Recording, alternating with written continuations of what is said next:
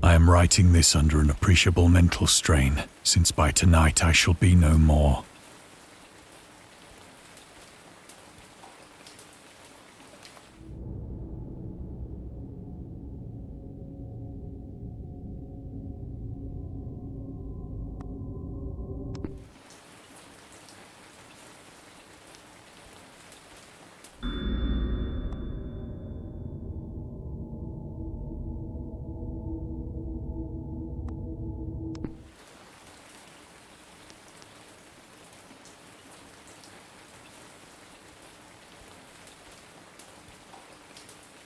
Penniless, and at the end of my supply of the drug which alone makes life endurable, I can bear the torture no longer, and shall cast myself from this garret window into the squalid street below.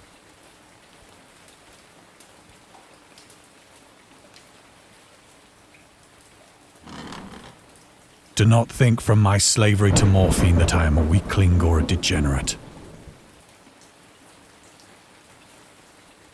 When you have read these hastily scrawled pages, you may guess, though never fully realize, why it is that I must have forgetfulness or death.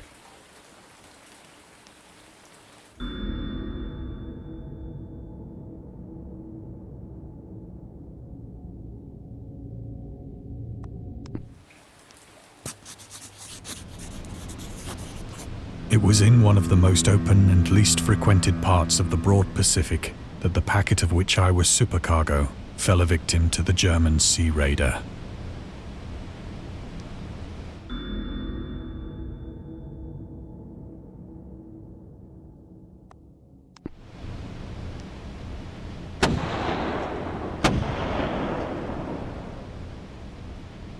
The Great War was then at its very beginning, and the ocean forces of the Hun had not completely sunk to their later degradation, so that our vessel was made a legitimate prize, whilst we of her crew were treated with all the fairness and consideration due us as naval prisoners.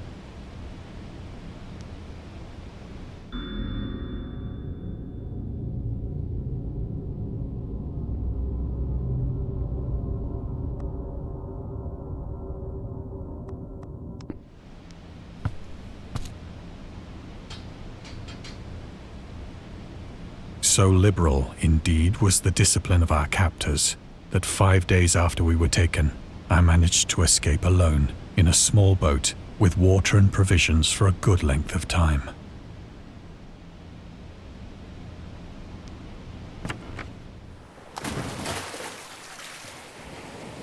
When I finally found myself adrift and free, I had but little idea of my surroundings.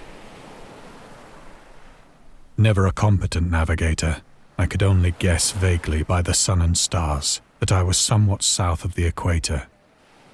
Of the longitude, I knew nothing, and no island or coastline was in sight.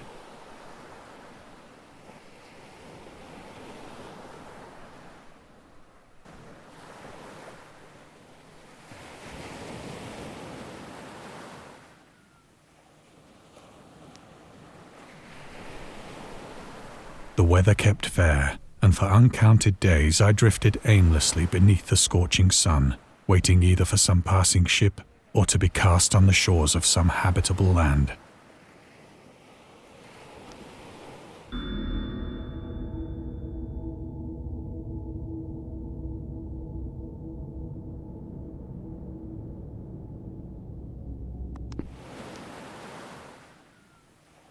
But neither ship nor land appeared, and I began to despair in my solitude upon the heaving vastness of unbroken blue.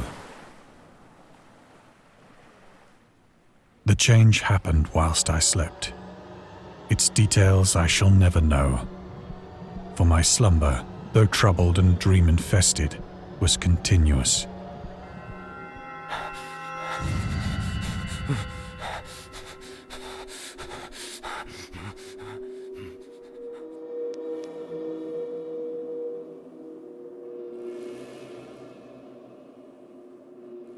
When at last I awoke, it was to discover myself half sucked into a slimy expanse of hellish black mire, which extended about me in monotonous undulations as far as I could see.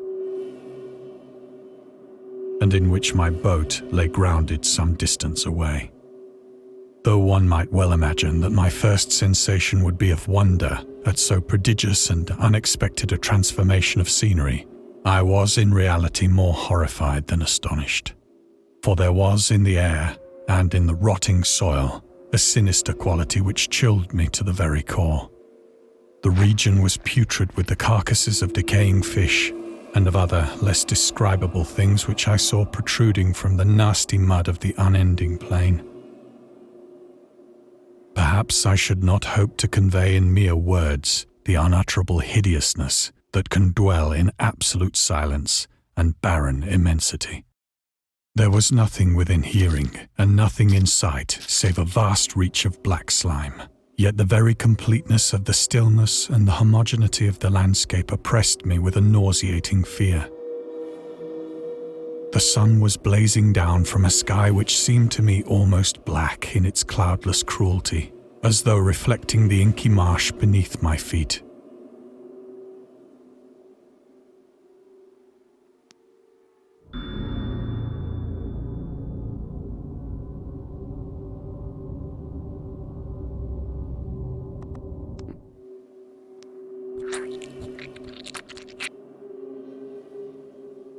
As I crawled into the stranded boat, I realized that only one theory could explain my position.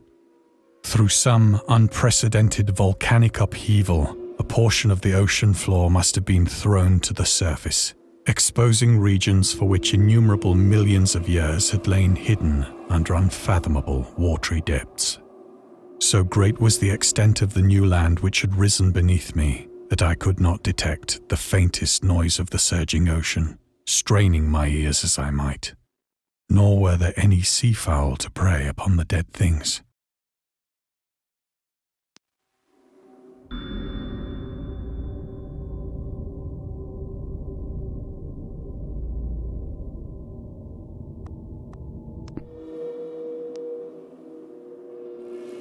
For several hours I sat thinking or brooding in the boat, which lay upon its side and afforded a slight shade as the sun moved across the heavens. As the day progressed, the ground lost some of its stickiness and seemed likely to dry sufficiently for traveling purposes in a short time. That night I slept but little, and the next day I made for myself a pack containing food and water, preparatory to an overland journey in search of the vanished sea and possible rescue.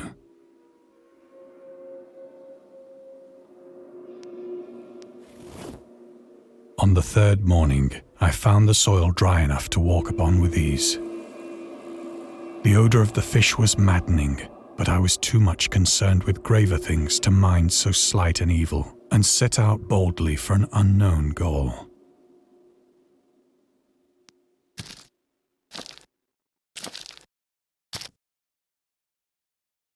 All day I forged steadily westward, guided by a faraway hummock which rose higher than any other elevation on the rolling desert.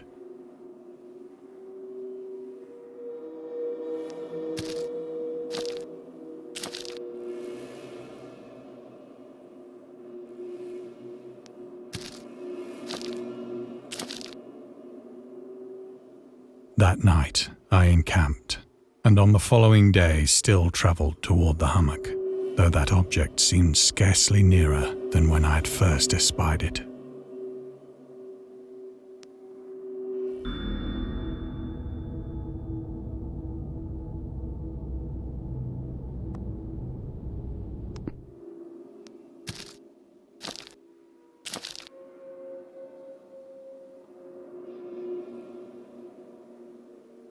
By the fourth evening, an intervening valley setting it out in sharper relief from the general surface. Too weary to ascend, I slept in the shadow of the hill. I know not why my dreams were so wild that night, but ere the waning and fantastically gibbous moon had risen far above the eastern plain, I was awake in a cold perspiration, determined to sleep no more. Such visions as I had experienced were too much for me to endure again. And in the glow of the moon I saw how unwise I had been to travel by day. Without the glare of the parching sun, my journey would have cost me less energy. Indeed, I now felt quite able to perform the ascent which had deterred me at sunset. Picking up my pack, I started for the crest of the eminence.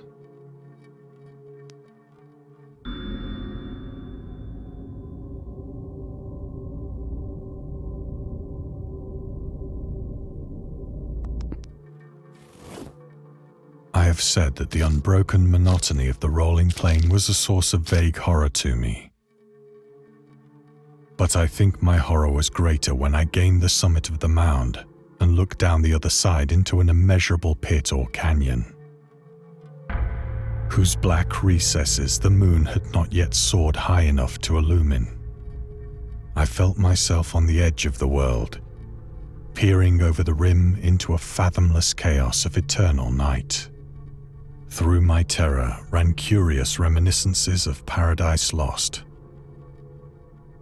and of Satan's hideous climb through the unfashioned realms of darkness. As the moon climbed higher in the sky, I began to see that the slopes of the valley were not quite so perpendicular as I had imagined. Ledges and outcroppings of rock afforded fairly easy footholds for a descent, whilst after a drop of only a few hundred feet, the declivity became very gradual.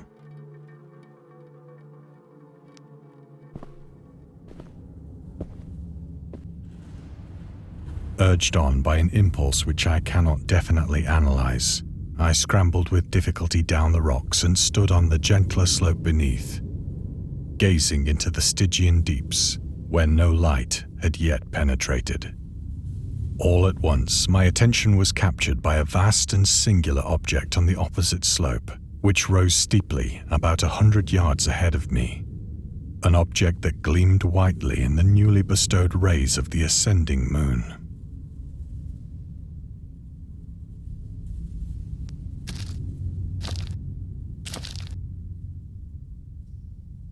That it was merely a gigantic piece of stone, I soon assured myself. But I was conscious of a distinct impression that its contour and position were not altogether the work of nature. A closer scrutiny filled me with sensations I cannot express.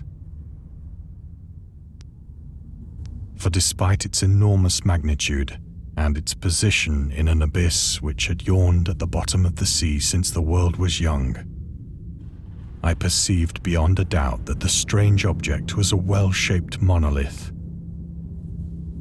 whose massive bulk had known the workmanship and perhaps the worship of living and thinking creatures. Dazed and frightened, yet not without a certain thrill of the scientist's or archaeologist's delight, I examined my surroundings more closely.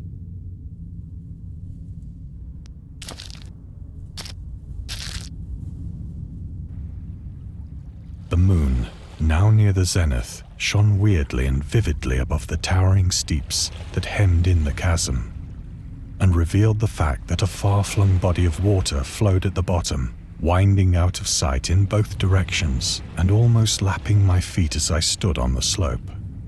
Across the chasm, the wavelets washed the base of the cyclopean monolith, on whose surface I could now trace both inscriptions and crude sculptures.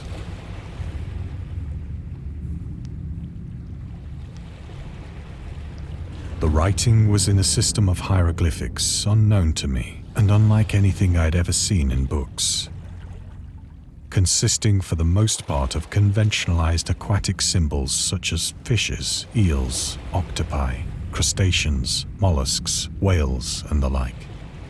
Several characters obviously represented marine things which are unknown to the modern world, but whose decomposing forms I had observed on the ocean-risen plain. It was the pictorial carving, however, that did most to hold me spellbound.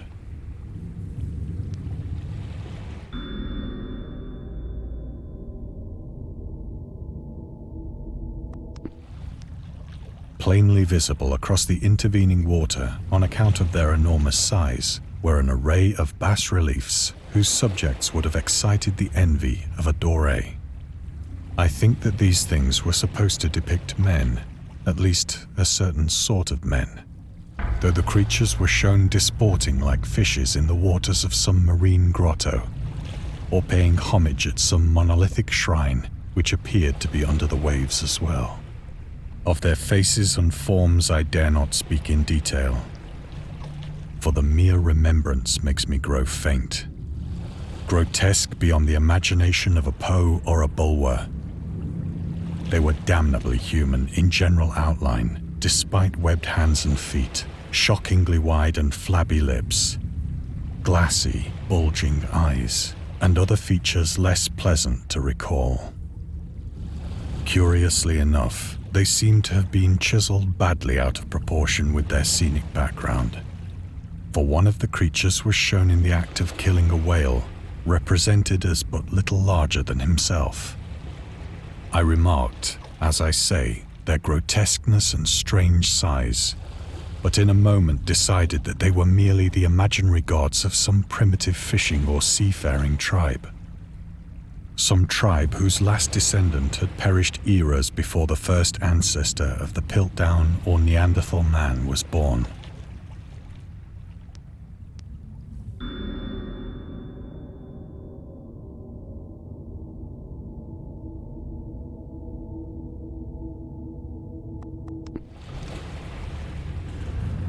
Awestruck at this unexpected glimpse into a past beyond the conception of the most daring anthropologist, I stood musing whilst the moon cast queer reflections on the silent channel before me. Then, suddenly, I saw it. With only a slight churning to mark its rise to the surface, the thing slid into view above the dark waters. Vast, Polyphemus-like and loathsome, it darted like a stupendous monster of nightmares to the monolith, about which it flung its gigantic scaly arms, the while it bowed its hideous head and gave vent to certain measured sounds.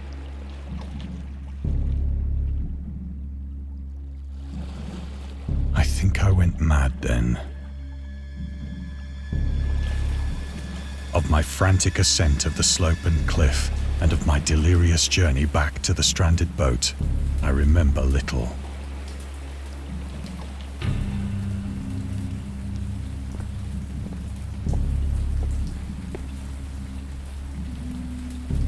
I believe I sang a great deal and laughed oddly when I was unable to sing.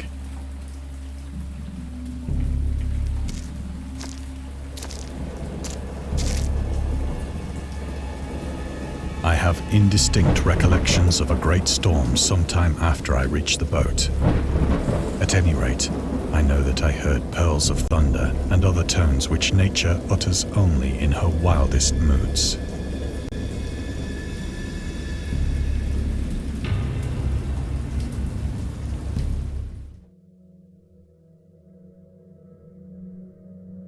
When I came out of the shadows, I was in a San Francisco hospital. Brought thither by the captain of the American ship which had picked up my boat in mid-ocean. In my delirium, I had said much, but found that my words had been given scant attention. Of any land upheaval in the Pacific, my rescuers knew nothing, nor did I deem it necessary to insist upon a thing which I knew they could not believe.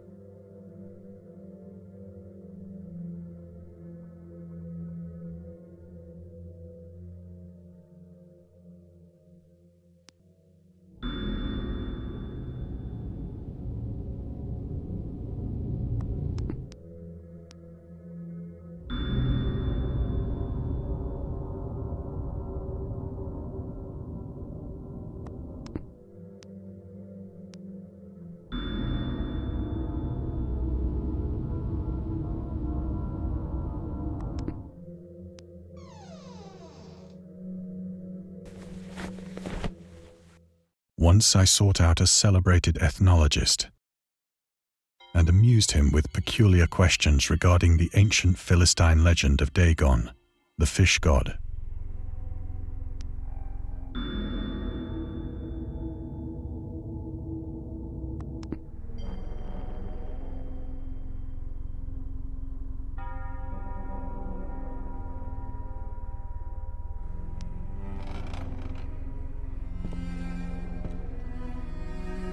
But soon perceiving that he was hopelessly conventional, I did not press my inquiries.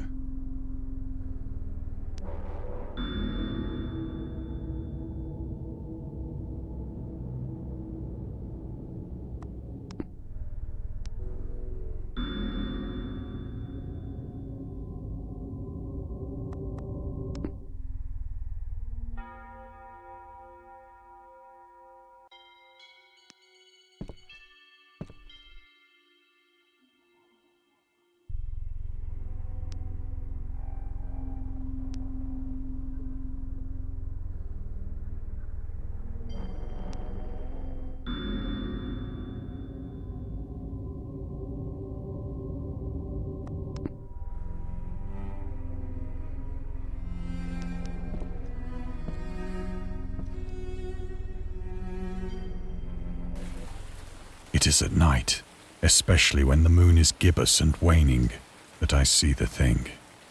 I tried morphine, but the drug has given only transient surcease and has drawn me into its clutches as a hopeless slave. So now I am to end it all, having written a full account for the information or the contemptuous amusement of my fellow men.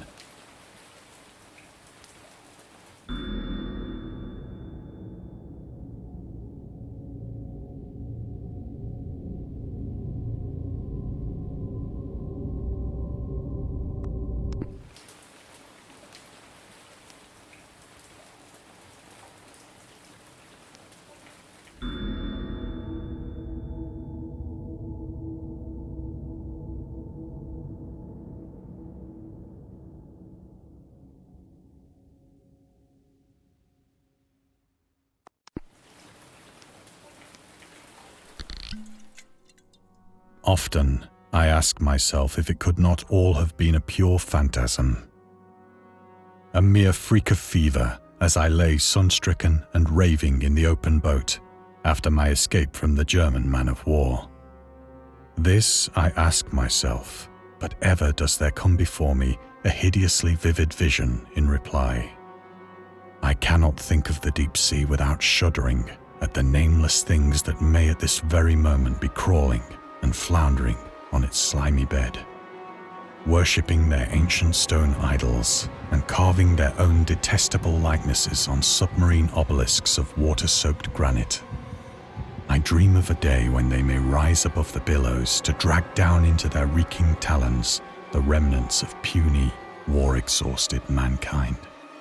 Of a day when the land shall sink and the dark ocean shall ascend amidst universal pandemonium.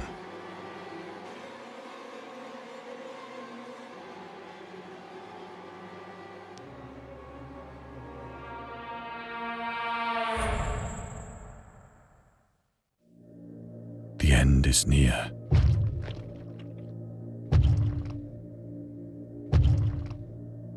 I hear a noise at the door, as of some immense slippery body lumbering against it. It shall not find me.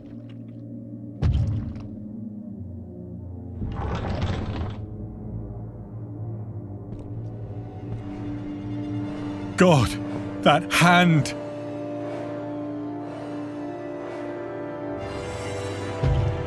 The window! The window!